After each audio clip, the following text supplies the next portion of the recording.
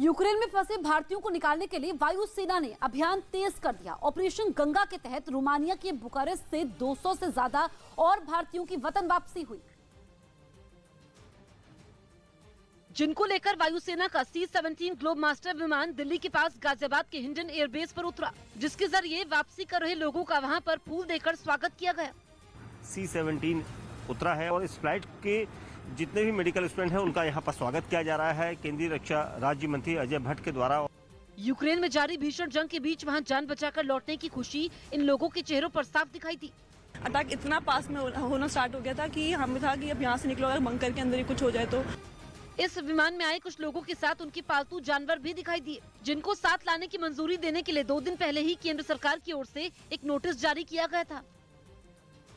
रूस के सैनिक रिहायशी इमारतों को निशाना बना रहे हैं। कीव के पश्चिमी हिस्से में रूसी सैनिकों ने एक इमारत पर मिसाइल से हमला किया, जिसमें इमारत पूरी तरह से जलकर खाक हो गई।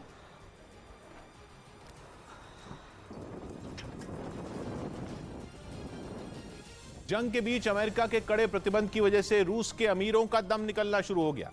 एक दिन पहले ही जो बाइडेन ने कहा था कि वो रूस को आर्थिक तौर पर ऐसी चोट पहुंचाएंगे कि वो भूल नहीं पाएगा, और उनकी इस बात का असर दिखना भी शुरू हो चुका है। खबर है कि अमेरिका का टारगेट रूस के 10 ऐसे अरबपति हैं जो न केवल वहां की अर्थव्यवस्था को मजबूत करते हैं, बल्कि रूस के ये 10 अमीर पुतिन के करीबी भी हैं। मतलब अमेरिका ने पुतिन की जड़ खोदनी शुरू कर दी है।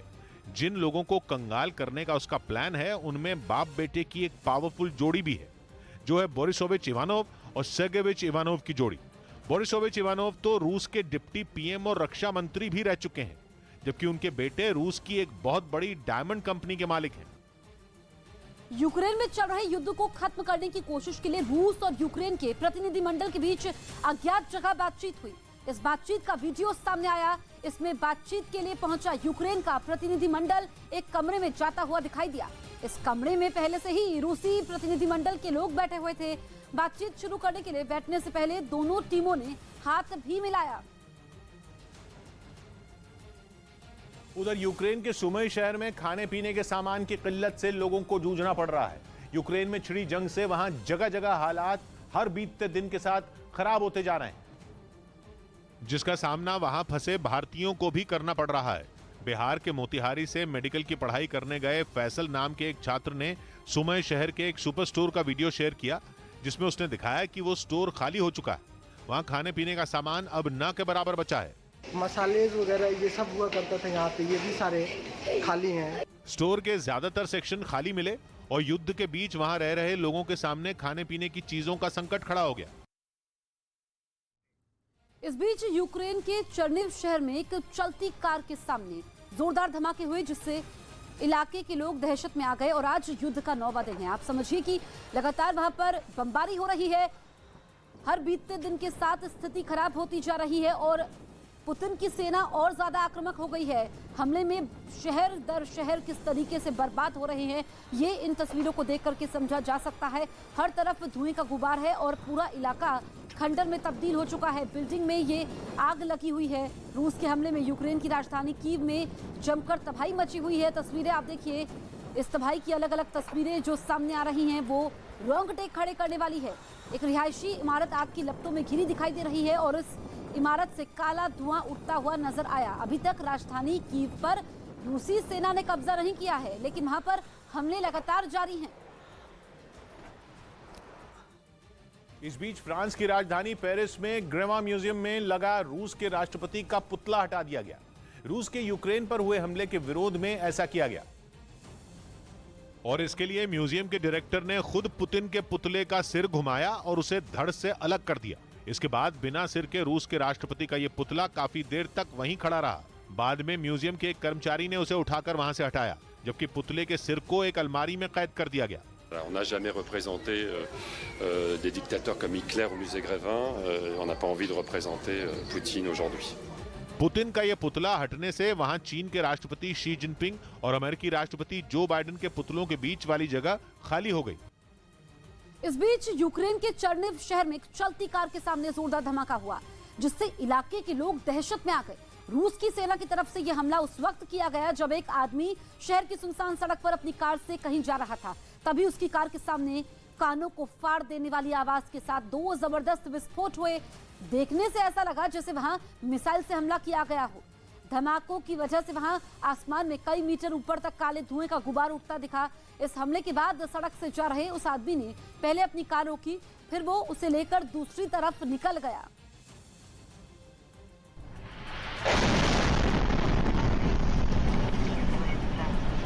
उधर यूक्रेन से जारी जंग के बीच रूस में बिल्लियों का कारोबार करने वाले लोगों की शामत आ गई, क्योंकि रूस पर प्रतिबंध लगाने वालों में बिल्लियों से जुड़ी फेडरेशन इंटरनेशनल फिलाइन भी शामिल हो गई,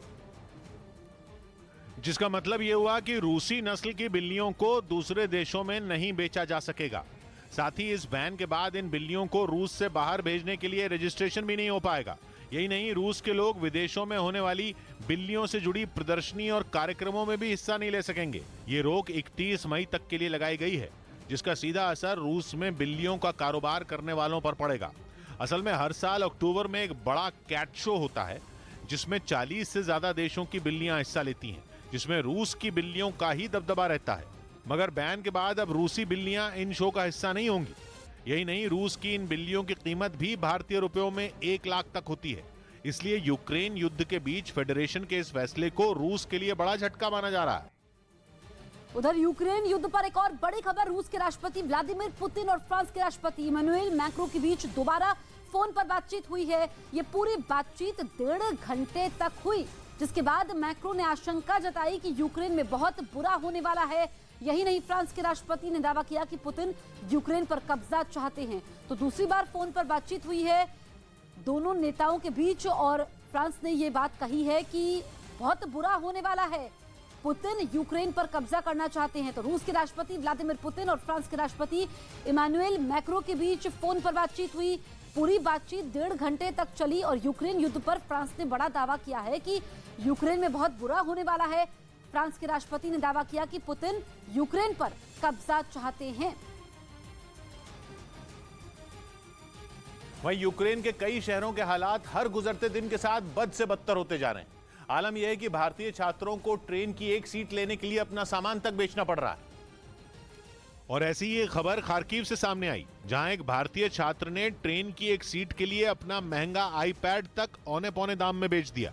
खार्किव यूक्रेन का दूसरा सबसे बड़ा शहर है, जहां रूस की सेना ताबड़तोड़ मिसाइल हमले कर रही है। ऐसे में वहां पढ़ रहे भारतीय छात्र किसी भी तरह शहर से निकल जाना चाहते हैं। इसके लिए उन्हें कई 100 किलोमीटर तक पैदल भी चलना पड़ रहा है। रेलवे स्टेशन पर छात्रों की भारी भीड़ है। हालात ऐसे हैं कि ट्रेन में एक एक सीट के लिए छात्रों को मारामारी करनी पड़ रही है। वहीं युद्ध के बीच यूक्रेन के लाखों नागरिक अपना देश छोड़ने को मजबूर हो गए। उन्होंने अपनी जान बचाने के लिए दूसरे देशों में पलायन शुरू कर दिया। खबर है कि अब तक 10 लाख से ज्यादा लोग यूक्रेन छोड़ चुके हैं। ये हालात खेरसोन शहर के रूस के कब्जे में आने के तक के बताए गए, और अनुमान है कि जंग के खत्म होने तक 40 लाख से ज्यादा लोग यूक्रेन छोड़ चुके होंगे।